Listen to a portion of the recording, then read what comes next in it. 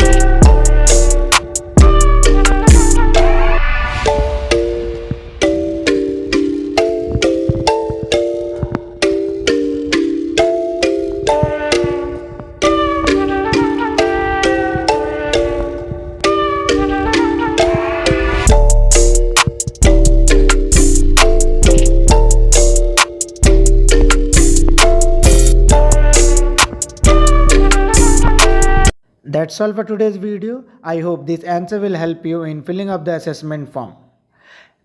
And you also receive certificate of participation for this capacity building program. If this video is helpful for you, don't forget to like the video, subscribe the channel and share it with your friends. We'll meet in another video with some more interesting information for you. Till then, goodbye. Keep learning, keep shining.